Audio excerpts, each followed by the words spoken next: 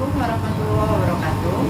Saya Susilawati dari Departemen Fisika FPK USU yang juga selaku Ketua Tim Pengabdian Masyarakat di Desa Sialang tahun 2020. Dalam video ini, saya akan memaparkan keseluruhan rangkaian kegiatan pengabdian masyarakat yang telah dilakukan pada bulan Agustus dengan judul Pemanfaatan Limbah Pelepas Sawit sebagai Pakan Ternak dalam rangka mengembangkan usaha ekonomi produktif bidang peternakan di Desa Sialang, Kecamatan Bangun Purba, Kabupaten Deli Serdang.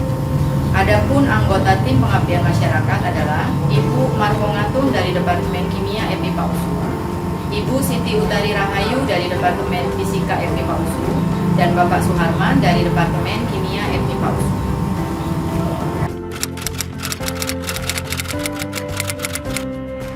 Desa Sialang merupakan salah satu desa di Sumatera Utara, tepatnya berada di Kecamatan Bangun Purba, Kabupaten Deli Serdang, Provinsi Sumatera Utara.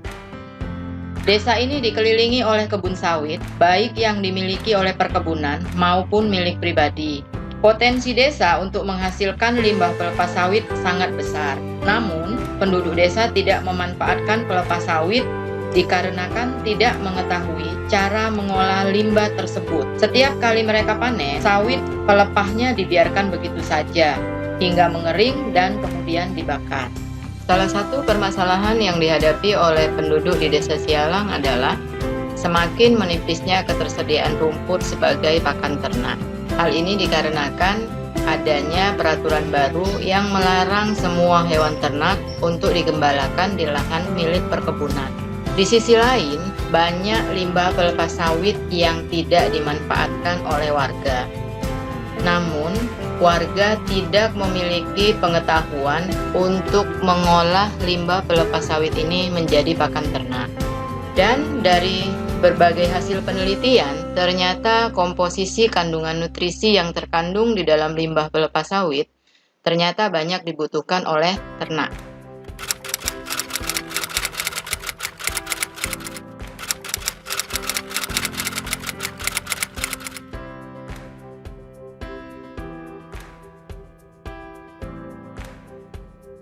Pada proses fermentasi, ada beberapa bahan utama yang digunakan, antara lain pelepas sawit yang sudah dicacah dengan menggunakan mesin pencacah. Dihasilkanlah produk yang disebut dengan silase. Silase dengan komposisi 70% akan ditambah dengan bungkil sawit dengan komposisi 20%, dan ditambah lagi dengan dedak dengan komposisi 10%. Selain bahan utama, pada proses fermentasi dibutuhkan juga beberapa bahan tambahan, antara lain molases dengan komposisi 3% dari total bahan untuk pembuatan proses fermentasi tadi. Kemudian ada bakteri starter, di sini kita gunakan komposisinya 1 tutup botol untuk setiap 10 liter air. Dan ditambah lagi dengan garam yang kita gunakan komposisinya adalah 1% dari total bahan. Ada beberapa tahapan dalam pembuatan pakan ternak dari limbah pelepas sawit dengan proses fermentasi. Yang pertama yang harus dilakukan adalah memotong pelepas sawit dengan menggunakan mesin pencacah. Inilah proses cacahan limbah pelepas sawit dengan menggunakan mesin pencacah. Tahapan kedua adalah membuat larutan probiotik atau starter, itu dengan cara menambahkan atau mencampurkan bahan-bahan tambahan seperti molases, bakteri starter, dan garam yang kesemuanya dicampurkan di dalam air. Kemudian langkah selanjutnya adalah mencampur bahan-bahan utama. Bahan-bahan utama yang dimaksud itu adalah pelepas sawit yang telah dicacah, bungkil sawit, dan dedak.